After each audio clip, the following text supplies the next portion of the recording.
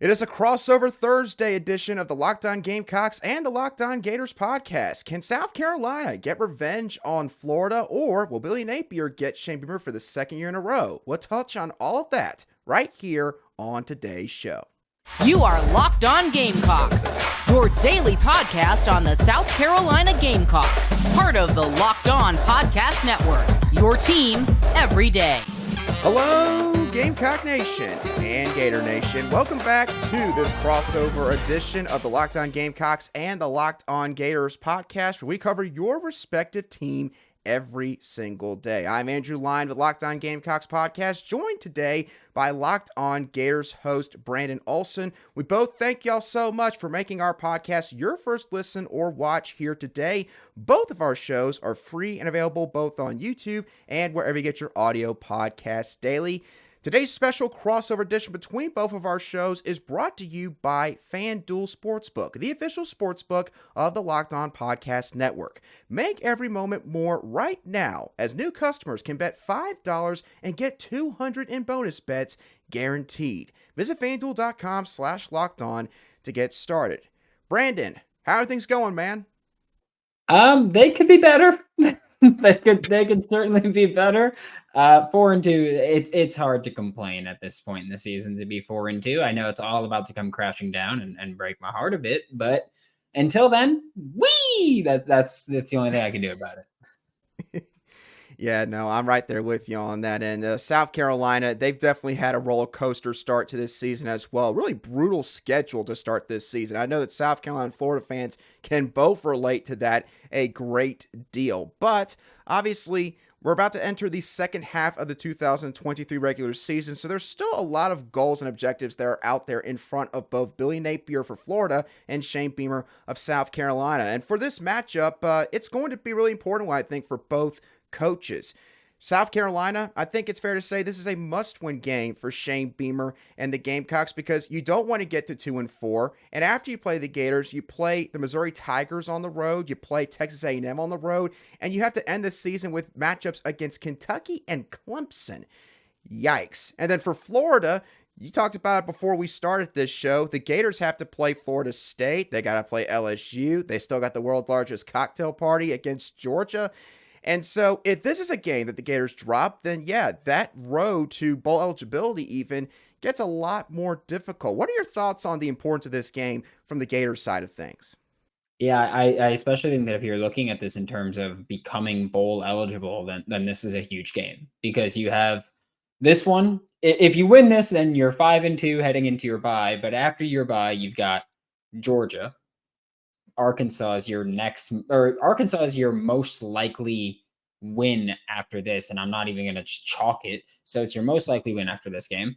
Then you have LSU at LSU, so you're heading to Death Valley. Then you play at Missouri if you're the Florida Gators, and then you end hosting Florida State. And Florida State's pretty good this year. So for me, I think if you're looking in terms of becoming bowl eligible or possibly even surpassing what you did last year with a 6-7 record, and you go, hey, maybe we don't want to have a losing record this year, I think that just makes this game so much more important, because I have a very hard time going, yeah, those final 5 games, Florida's going to handedly win 2 of them right now. That's just not something I can say with any sort of honesty, if we're just being real here. Yeah, and for South Carolina, you talked about on the Gators and the Gamecocks, they've got a very tough stretch coming up. If they want to get to bowl eligibility, they're going to have to probably pull off a victory or two that maybe the rest of the country is not expecting. If the Gamecocks are going to do that, it's going to have to happen because of the play of quarterback Spencer Rattler. Spencer Rattler has clearly taken a massive step forward this year in this offense. I think that it's fair to say that new offensive coordinator Dowell Loggins has had a lot to do with that. But the unfortunate thing, Brandon, is that Spencer Rattler has not gotten a whole lot of help outside of Xavier Legette and a couple of solid games from maybe a second receiving option out there. There hasn't been a lot of consistency with this offense. The offensive line, everyone knows the 9-sack game that they had against North Carolina week 1. We've heard about 1,000 times now. But, they are starting a couple of young guys up front. It's a lot of new starters compared to what they had last year. So they have been trying to get into a rhythm so far this season. And then the running back room, I just have to be honest. This running back room is probably one of the least talented in the SEC. I mean, there are a couple of solid players back there. Mario Anderson Jr. has emerged over the past couple weeks, especially against Tennessee and Mississippi State. Takarion Joyner, he's a veteran. He's played in big games, so he offers obviously some intangibles in that aspect. And a couple of other guys that, they just need the year or two possibly to develop before they can really help out this football team. But you combine that with a defense that, has had their moments, but hasn't been able to step up to the challenge against, North Carolina, Georgia, and Tennessee. This is a team that, they have had a lot of things not go their way so far. And so for South Carolina, they're going to need quarterback Spencer Rattler to continue to lead the charge when it comes to this matchup against the Florida Gators. Now, the funny thing is, Brandon, for Florida, Graham Mertz, when you look at the statistics between both these quarterbacks, he actually has a better stat line, at least on the surface of it. So what do you attribute that to? And do you think that it's because Graham Mertz is just flat out playing better than Spencer Rattler, or what all has played a role in sort of his development this year in Billy Napier's offense? Yeah, I think a lot of it comes from a couple of reasons. The first one probably being how just generally low everybody was on Graham Mertz going into this year. I think that's a big part of why everyone's like, oh, he's playing really well, because everyone unanimously pretty much decided, hey, he's probably not going to be very good this year because we saw what he did at Wisconsin, which was bad. And I've said it a million times before, everybody on that coaching staff that had anything to do with the offense belongs in prison for the rest of their lives for what they did to so many players, because that was the worst offense I've ever seen. And I've watched the Muschamp era of the Florida Gators, so I've seen some pretty bad offense before. But I think that part of it's Graham Mertz being in a more open offense, more pistol sets, more shotgun, as opposed to being under center constantly. And a lot of those numbers are just flat out him just checking the ball down or getting it out quick and short. He's got one of the shortest average depth of targets in the entire country amongst starting quarterbacks. You look at quarterbacks that have actually started games and played consistently, Graham Mertz has an average depth of target of 5.6 yards per attempt. That's third shortest in the entire country, and it's shortest in the Power 5 level and the SEC level by a pretty sizable margin. So I think that a lot of it is just getting the ball out quick, because this is also a team where our offensive line hasn't been playing too well in Gainesville. They've given up quite a few pressures, so I'm expecting a very hideous game this weekend. But a lot of Graham, I will say, I went into the season saying, hey, Graham Mertz isn't great. He's average. We'll see what he can be. As long as he doesn't screw it up, I'm fine with it. I don't expect him to really make big plays. He's made more plays than I anticipated him to make. He looked better escaping pressure out of the pocket than I ever thought he would look. And so I'm going to say that I was relatively low-ish on Graham Mertz, but he's playing lights out. I understand the average depth of target is not impressive whatsoever, but he's doing his job, and that's really all you can ask for him. So for me, Graham's playing fine. He's not Heismertz, but he's playing everything that we need him to do in Gainesville. Right, and as long as you got a quarterback that's not going to put the ball in harm's way too often and sort of help manage the entire offense, especially when you got some other good components around him, it could definitely make a difference for a football team like the Florida Gators that's trying to build off of what they did in year one under Billy Napier. When Brandon Olsen and I come back in just a couple moments, we're going to talk about a couple matchups within this matchup. What are a couple of areas of this game that you, the fans, should pay close attention to? We'll touch on all of that in a couple moments. Want to let y'all know that today's show is brought to you by FanDuel. Get ready for the NFL season with incredible offers from FanDuel, America's #1 sportsbook. New customers can bet $5 and get $200 in bonus bets guaranteed. That's $200 in bonus bets, win or lose. Brandon, I know that the New York Giants are a team that you cover pretty closely. How have they been doing so far this year, and how do you think they're going to perform compared to their over-under that they have right now? Smash the under. Smash the under. Just, I don't care what the live line is. Smash the under. Those dudes are breaking my heart week in and week out.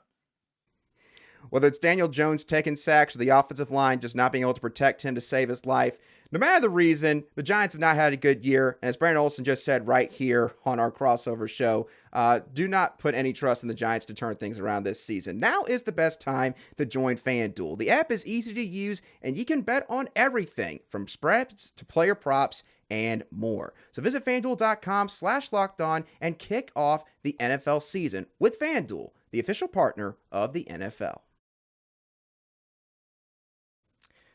Welcome back to today's edition of the Locked On Gamecocks and the Locked On Gators podcast, where we cover your teams every single day. And as always, from Brandon and I, a big thank you to each and every one of you everydayers who make the Locked On Gamecocks or Locked On Gators podcast your daily choice for South Carolina Gamecock or Florida Gator sports coverage. Brandon, let's dive into some of the key matchups now for this game. And I think for Florida and South Carolina both, the thing that we can say about both these teams is that they got a couple of superstar quality players at certain positions, but otherwise it's a bunch of guys that maybe are just some average players, or maybe guys that are starting to become stars this season. So whether it's a one-on-one matchup or maybe a position group versus position group matchup, what is something that you're going to be watching in this game on Saturday afternoon? I think the biggest thing for me right now is probably the South Carolina front against the Florida Gators offensive line, because the Florida Gators offensive line, they've been bad. But we'll say this, both offensive lines have been bad, but the Florida Gators offensive line has been bad so far this year. And I hate to say that because I don't like saying that people are bad at their jobs, but it's been rough to watch this passing attack try to operate with any semblance of a deep game. Partially because, yes, Graham Mertz is not a great deep ball thrower, but also because if he even looks past 10 yards downfield, he's probably getting hit somewhere. And this is a South Carolina pass rush that has had a little bit of trouble getting going consistently. Had a couple of big games. I think was it Mississippi State with like 25 pressures or something like that. It was a big game for them. And I don't want this to become a game where South Carolina goes, we found our pass rush against this Florida Gators offensive line that isn't great. So I think this is going to be a battle. This is going to be a mid-off here, right in the middle of the trenches. We're going to watch this Florida Gators offensive line, which has specifically struggled in pass protection as well and is constantly shuffling in new names and new bodies along there against a South Carolina pass rush that's been inconsistent. I don't want to say bad because, I mean, you have any game with 25 pressures against an SEC Power 5 opponent, that's a pretty damn good game. So I don't want to say they've been bad. They've been inconsistent, though. And I think that's a big concern for me with Florida. You have to win the battle up front. Otherwise, this offense just punted on first down at that point. Yeah, Brennan, yeah, when you talk about South Carolina's defensive front, I can definitely attest to what you're saying about the inconsistency. That's been related to a couple different things. The Gamecocks obviously were a portal loser in certain instances this past off season, and one of those position groups that got hit the hardest was the edge rusher group. Jordan Birch goes on to Oregon. Gilbert Edmond goes down to Florida State.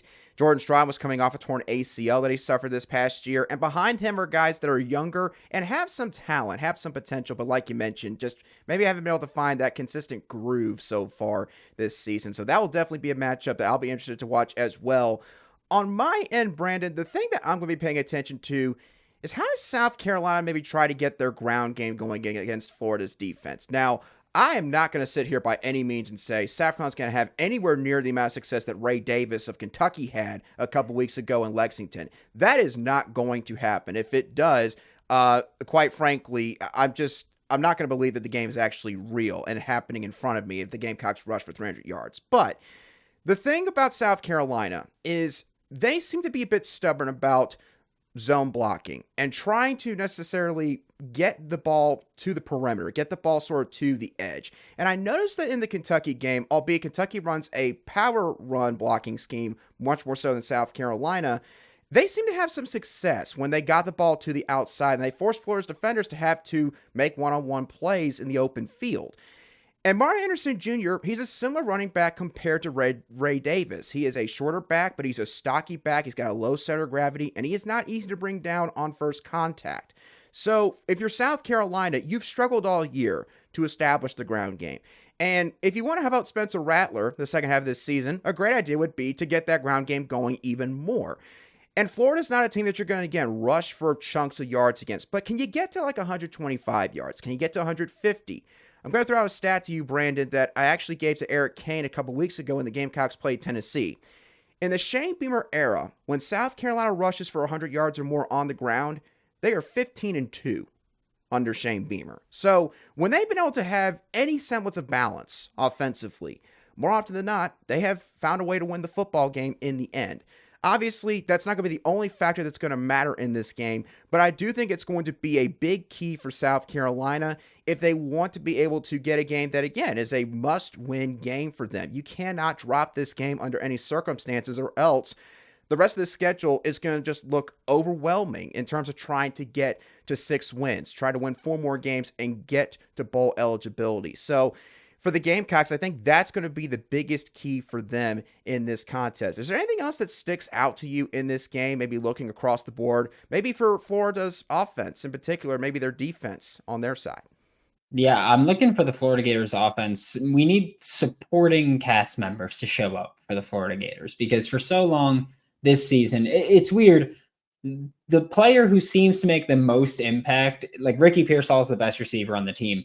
Eugene Wilson III, when he's on the team and when he's on the field, a true freshman, he's been just they play different when he's on the field. He's one of those guys where it's like, get him the ball, and once it's in his hands, you're like, oh, he could house this at any point. He's that kind of dynamic playmaking ability. But just when he's on the field, Billy Napier opens up the play calling. He's always going to have the jet motion coming across. When Eugene Wilson was injured, it was Ricky Pearsall running the jet motion. They didn't give him the ball on that jet motion. He was just running it to get cardio in. I don't know if his Fitbit needed more steps or whatever it was, but he was just running to get cardio in. Eugene Wilson III, they give the ball on those sweeps because he's so dynamic and so fast, and they run his little swing and screens, and they get him the ball in dynamic playmaking ways. He's had a good game. Arliss Boardingham against Vanderbilt had a breakout game. He had it was 7 catches on 7 targets for 99 yards and 2 touchdowns from the tight end spot. And I remember looking at the numbers. That was the 4th most yards any tight end had in the country this past week. And there's been 1 incompletion when Graham Mertz has targeted Arliss Boardingham. It was picked off, but there was 1 incompletion, and it hit Arliss in the hands. It was triple coverage. It just hit him in the hands, dropped, and got picked. But I need the supporting cast members to step up for the Florida Gators. We know Ricky Pearsall is very good. We know that Eugene Wilson can change the scheme because the play calling just when he's on the field is different. But get him the ball, let him make plays. Arliss Boardingham, can you string together good performances? Because Arliss missed most of last year with injury, didn't really show up much as a pass catcher until the Vanderbilt game this season. So was that a breakout? Was that a fluke? What was it? But the supporting cast needs to step up in this passing game because I just don't know how you can look at this and go, yeah, Ricky Pearsall is going to be the guy, and everyone else, you get 1 or 2 catches and try to make magic happen with those. Yeah, Brandon, that's something that South Carolina's offense can relate to as well. I haven't talked about him yet somehow. We're about 20 minutes into this show, but Xavier Legette, he has been a big superstar for this football team on the offensive side, especially with Juice Wells being out for the majority of the season for the most part. But South Carolina also needs to find number 2 on offense as well. Is that going to be a guy like Trey Knox who has, taken some steps in the past couple of games? Is it going to be an Omega Blake, a guy that's kind of been filling in that role for Juice Wells in one of those outside receiver slots? Is it going to be their slot receiver, Maureen Brown, who at this point I think should be pretty much recovered from a hamstring injury that he suffered in week 2 against Furman? So Carolina, they're in the same exact position as Florida. There's a lot of similarities between both of these teams, and it's part of the reason why a lot of people think this is going to be a very close football game. But what do Brandon and I both think about this game and how it's going to play out? We'll touch on that in just a few moments. Today's show is also brought to you by LinkedIn Jobs. Now, Brandon, correct me if I'm wrong. Do you also run your own website when it comes to NFL data and statistics or NFL draft analysis? I do actually, yes. So let's say that, Brandon, you grow that website to become something really big, to a point where you can staff a whole plethora of people. You do not want someone who is bad with numbers to be maybe a statistician for you on your staff. You do not want someone who's going to be a serial procrastinator to be someone that covers maybe some breaking news items on your website. For people like Brandon, who maybe run something like a website or a consultation firm or whatever small business it may be, they need to have the right people to help their business or website grow. And if that's the case, you need to check out LinkedIn Jobs because it will help you find those people. Just add your job and the purple hashtag hiring frame to your LinkedIn profile to spread the word that you're hiring, and utilize tools like screening questions to filter through the candidates. It's why small businesses rate LinkedIn Jobs #1 in delivering quality hires versus their leading competitors. LinkedIn Jobs helps you find the qualified candidates that you want to talk to faster. Post your job for free at linkedin.com/lockedoncollege. That's linkedin.com/lockedoncollege to post your job for free today. Terms and conditions do apply. Welcome back to this Thursday edition of the Locked On Gamecocks and the Locked On Gators podcast, where we cover your respective teams every single day in just 30 minutes. All right, Brandon, we've made it to the end of the show, so it's time for us to give our final predictions for how we think this game is going to play out. What are your thoughts on how things are going to unfold for the Gators, and do you think Florida's going to walk out of Williams-Brice Stadium with a victory on Saturday? I will say that I do think Florida walks out with a victory, but I'm like 55-45 in Florida's favor here. It's just 55% Florida or 45% South Carolina, just because Florida's 1-7 on the road under Billy Napier. That's, if for those who aren't familiar, that's really freaking bad. There's just no other way to put that. Florida is changing their approach to how they go to this road game. They're traveling earlier than usual. They've been late travelers, and it's maybe been a reason that they start slow, but Florida's been earlier than usual. They're traveling earlier than usual. I think that they understand that this is a very important game for them because they understand that the last half of their schedule, it's just the gauntlet for the rest of the year, and there's no other way to put it in. You have to walk away with at least one win there. 2, if you lose this game. So I think that for Florida, they understand how important this game is for them towards bowl eligibility. I think that the way Florida matches up, it's just one of those games where I think South Carolina is better than non-South Carolina fans give them credit for. But I think that the way these teams match up kind of favors Florida. Like specifically, you mentioned zone blocking is a big point of this, a big point of emphasis for South Carolina's run game. The best way to stop zone blocking is to just destroy the gaps on the interior. Even if you're trying to run wide or inside, destroy those gaps on the interior and let people just wreak havoc there and let linebackers come up and make plays. Cam Jackson's been just a freak along the defensive line for the Florida Gators. Right in the middle, he's that big nose tackle, number 99. You'll see him make a lot of plays. You'll see him talk a lot of trash after plays too. But he's a big reason that when Tennessee came into the swamp, Tennessee could have their 5-0 lineman, a tight end, and a running back, and Florida was like, yeah, no, we're putting 5 guys in the box, and we're just having Cam Jackson wreck things in the middle of the formation. And that's what he did. And I would kind of expect that as well. Kentucky had a lot of success running those counters specifically and that wide trap that they like to run. But I think a lot of that was having inexperienced linebackers try to track where the ball was going and identify the gap. I think they're fine playing against a zone run scheme. We'll see. They've proven me wrong plenty of times. But I think that that's a big reason for me, is that I think that Florida's defense can force South Carolina into some obvious rushing situations. And this is what the second best pass defense in the country, in the SEC right now for the Florida Gators. I'm going to feel confident about being able to slow down South Carolina. For me, it's more, is Florida's offense going to work? Or are they going to poop the bed again?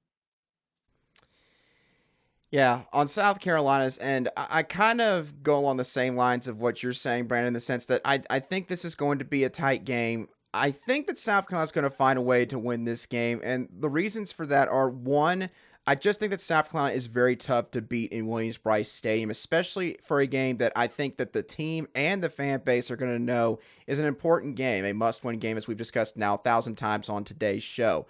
This is a sold-out game. This is also a revenge game for South Carolina. We haven't talked about this at all, surprisingly, to this point, but South Carolina lost 38-6 to Florida last year, and you did not score a single offensive point. I don't think the offense is going to need any motivation to come out here and try to rectify what happened last season. against that Gators defense. That's not to say that they're going to score, 38 points maybe and just try to get right back against them. But I do think that this is going to be a really tough game. I think it's going to be a very physical football game. I think if you're South Carolina's defense, that's going to be the unit that I'm going to pay attention to in this contest. I still think that this is a unfavorable matchup in terms of the ground game for South Carolina's defense. So my question for you is, okay, you could give up a few first downs here and there, but do you let Florida just drive at will? Do you let them go downfield 75 yards and score touchdowns? Or do you let them maybe get to your side of the field, but find a way to get that critical stop when you need to get it? I think that South Carolina having that extra week of preparation, having the home crowd behind them, I think that's going to make a difference in this football game. The other thing is, I've seen some Florida games this year, and for them being called the game changers, I don't see a whole lot of great special teams play from this Gators team. We never promised they were positive changes to the game, okay? They never promised that part. They just said game changers. It is our fault for thinking they meant they were going to positively change the game. That's on us. Yeah, you know what, Brandon? That's a very fair point. I'm going to give a touche on that one. But for South Carolina, yeah, their special teams units, I will say this. They're not as good as they were last year. But I do think that South Carolina, you can also argue they will have a special teams advantage in this game. So you combine all that, I think that South Carolina's going to find a way to win.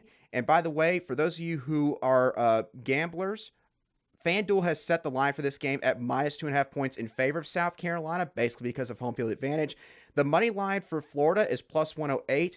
The money line for South Carolina is minus 130. So if you think you know who's going to win this football game, put your money where your mouth is and go over to FanDuel right now and put some money down on either the spread or money line. But with all that being said, Brandon, thank you so much for coming on. I just did. I just want to make that clear. I just did put money line.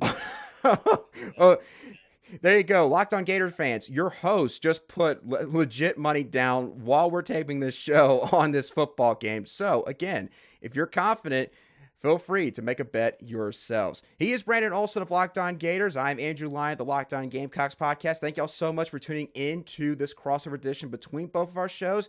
For you Gamecock fans, be sure to go check out Brandon over at Locked On Gators for coverage from the Florida side of things and how maybe he's analyzing this football game. And, of course, you Gator fans, comment section's always open, whether it's positive or negative. I can take it. Come on over to Locked On Gamecocks and feel free to see, I should say, what I am saying about this matchup from the Gamecock side of things. But Brandon, great talking to you as always. For all of you viewers and listeners, we'll be sure to catch y'all on our Friday show on the Locked On Gamecocks and the Locked On Gators podcast.